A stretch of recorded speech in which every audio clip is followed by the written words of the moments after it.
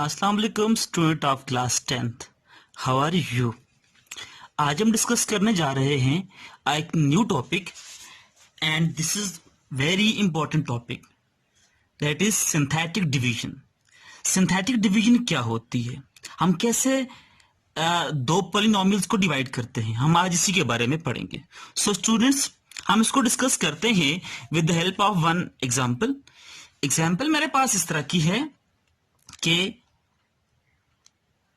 use synthetic division to find quotient qx and remainder are when the polynomial हमें ये दी हुई है और polynomial को मैं लिख लूंगा px की फॉर्म में। x के अंदर polynomial है 3x power 3 minus 2x square minus 150 और इसको डिवाइड करते हैं divided by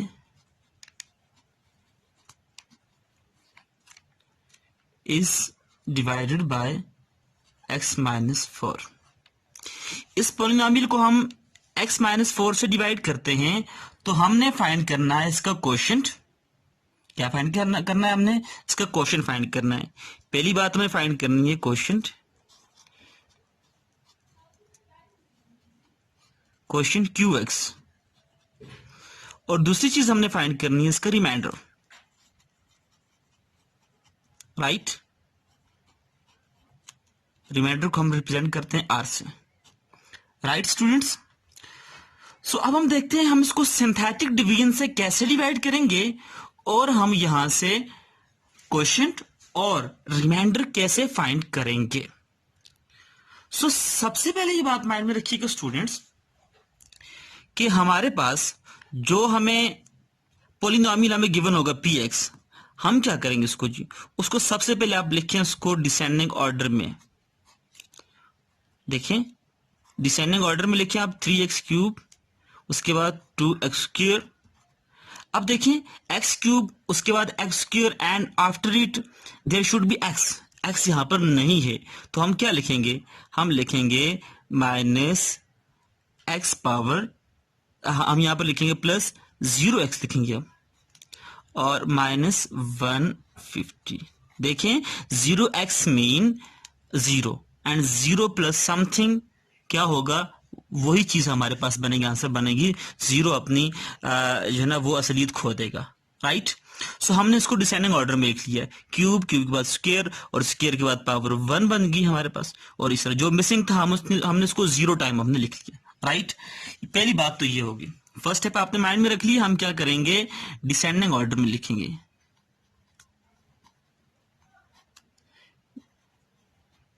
right. Descending order में आपने इसको लिख लिया। उसके बाद हम क्या करेंगे, उसके बाद हम फाइंड करेंगे इसका डिवाइडर फाइंड करेंगे। इसका जो डिवाइजर होगा, सॉरी डिवाइडर नहीं डिवाइजर हम फाइंड करेंगे। वो कैसे फाइंड करेंगे हम, ठीक है। अब हम फाइंड करेंगे इसका डिवाइडर भी कह सकते हैं, डिवाइजर भी कह सकते हैं, और उसको हम शो करते हैं ऐसे। अब हमारे पास ये किस फॉर्म में होता है, ये हमारे पास इस फॉर्म में होता है, x माइनस a की फॉर्म में होता है। अब आपके पास यहाँ पर x की फॉर्म में कौन सा नंबर है, कौन सी टर्म है आपके पास, x माइनस 4, आपके पास ये पॉलिनोमियल है।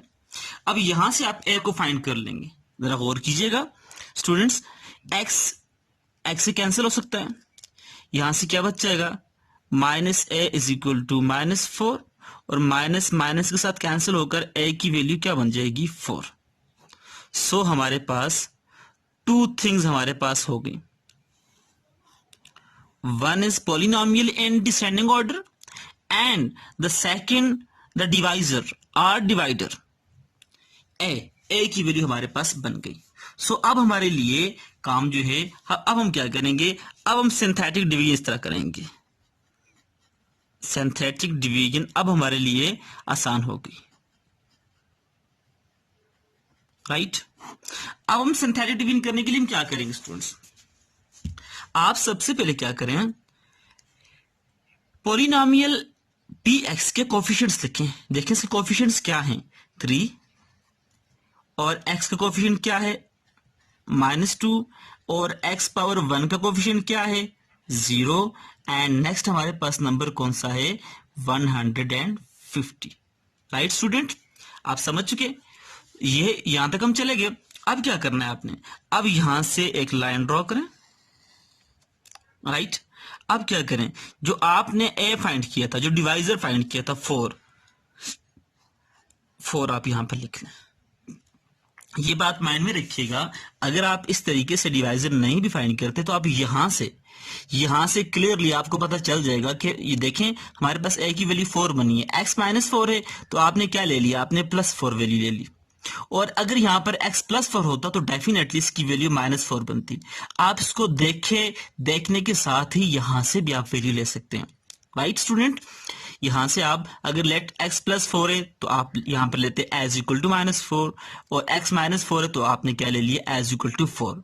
लेकिन इसका प्रॉपर मेथड, प्रॉपर प्रोसीजर ये है कि आप उसको x -a की इक्वल ले लेंगे और उसके बाद उस वैल्यू को आपस में क्या करें, कंपेयर करें, यहां से a की वैल्यू आप कैलकुलेट कर सकते हैं। राइट स्टूडेंट, अब क्या करना है हमने स्टूडेंट, अब आपने इसके कोफिशिएंट लिख लिए और डिवाइजर को यहां पे लिख लिया, यहां पे एक लाइन लगा लें। राइट, लाइन लगा ली। अब क्या करें, इसी 3 को सैम यहां पर लिख लें, इस 3 को सैम इसी तरह इसको लिख लें। अब क्या करेंगे, अब 3 को 4 से मल्टीप्लाई करें। 3 को किससे मल्टीप्लाई करें, 4 से। 3 4 are 12 बन गया। अब -2 + 12 से हमें क्या आंसर मिलेगा, 10। अब 10 यहां पर आ गया। अब 10 को मल्टीप्लाई करें इस डिवाइडर से, 10 × 4 40। राइट, 40 बन गया। अब क्या करें, 0 + 40 से क्या बनेगा आपके पास, 40। राइट स्टूडेंट, उसके बाद आपके पास क्या बना, अब 40 को फिर मल्टीप्लाई करें 4 के साथ। 40 × 4 160, और 160 - 150, देखिए -150 + 160 करेंगे तो आपके पास आंसर क्या बन जाता है, 10 बन जाता है। इसको अलग से मैं बॉक्स में क्लोज कर लेता हूं इस तरह।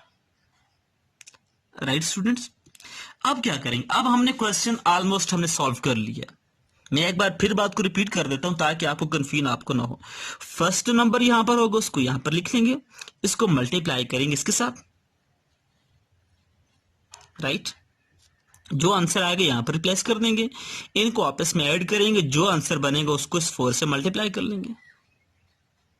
राइट, क्या करेंगे, मल्टीप्लाई करेंगे। मैं मल्टीप्लाई का सिंबल लगा लेता हूं। इसी तरह दूसरा नंबर जो आंसर आएगा उसको जो नेक्स्ट नंबर के साथ नीचे लिख लेंगे, और यहां से जो आंसर बनेगा उसको क्या कर लेंगे, हम फिर इससे क्या करेंगे, मल्टीप्लाई कर लेंगे, और यूं ये सिलसिला आखिर तक चलता रहेगा।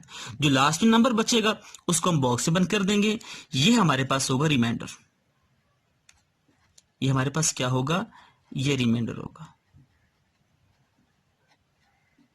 राइट स्टूडेंट्स, और ये जो हमारे पास बन गए, ये जो 3 टर्म्स हमारे पास बन गई, इसको हम बोलेंगे ये कोफिशिएंट्स ऑफ क्वोशिएंट हैं।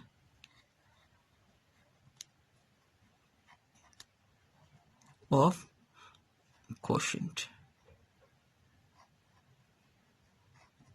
राइट स्टूडेंट्स, अब हम क्या करेंगे, हमने तो लिखना है, क्वोशिएंट भी लिखना है, हमने QX की वैल्यू क्या बन रही है in the form of x, और हमने रिमाइंडर भी लिखना है। अब हम Q ऑफ x कैसे लिखेंगे, सो देयरफॉर QX हमारे पास क्या बन जाएगा, QX हम क्या लिखेंगे, ये बात माइंड में रखिएगा कि यहां पर पॉलिनोमियल x⁻³ से स्टार्ट हो रही थी, इट्स मीन इसकी डिग्री 3rd थी, लेकिन हमने क्या करना है, अब हम उससे 1 डिग्री लेस लेंगे। क्यों, कि हमने यहां से एक टर्म को हमने यहां से अलग कर दिया, सेपरेट कर दिया। तो यहां पर पावर 3 थी तो आप पावर 2 से स्टार्ट करेंगे। देखिए फर्स्ट क्वेश्चन है x3 है तो आप लिखेंगे 3x⁻²। राइट स्टूडेंट, आप इसके देखें 10 के साथ कोई सिंबल नहीं, इट्स मीन प्लस का सिंबल है, पॉजिटिव है, तो हम क्या लिखेंगे, x⁻² के बाद क्या होता है, x आता है, उसको मल्टीप्लाई करेंगे इसके साथ।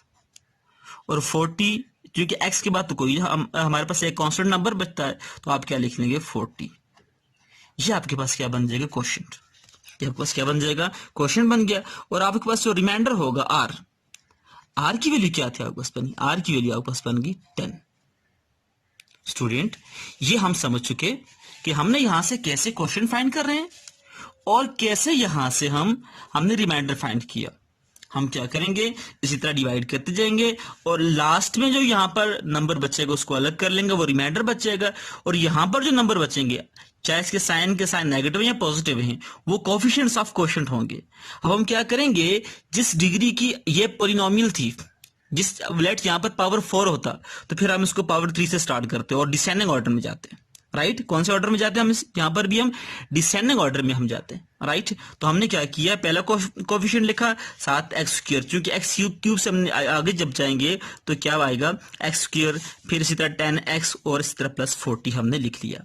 और इसी तरह हमने क्या कर लिया, यहाँ पर रिमाइंडर जो था वो लास्ट जो नंबर बचा यहाँ पर, हम उसको क्या बोल लेंगे, ये हमारे पास रिमाइंडर हो जाएगा। राइट स्टूडेंट्स, ये हमारे पास बात थी कि सिंथेटिक डिवीजन से कैसे हम क्वेश्चंस को हम कैसे रिमाइंडर फाइंड करते हैं, कैसे क्वेश्चन फाइंड करते हैं। नेक्स्ट लेक्चर में हम देखेंगे कि सिंथेटिक डिवीजन से हम कैसे अननोन वेरिएबल्स की वैल्यू फाइंड कर सकते हैं और हम इनको दो नंबर से कैसे डिवाइड कर सकते हैं। देखें यहाँ पर इसके डिवाइजर एक था, हम 2 डिवाइजर भी इसके ले सकते हैं। वो उसकी एप्लीकेशन, उसकी लार्ज एप्लीकेशंस हैं, हम उनको भी यूज करेंगे। हम देखेंगे कि उसकी एप्लीकेशंस कैसे होती हैं। नेक्स्ट हम देखेंगे कि कैसे हम यहाँ पर अननोन वेरिएबल्स की वैल्यू फाइंड करेंगे। Thanks for watching. अगर आपने अभी तक हमारा चैनल सब्सक्राइब नहीं किया तो अभी सब्सक्राइब कर लीजिए। Thanks for watching.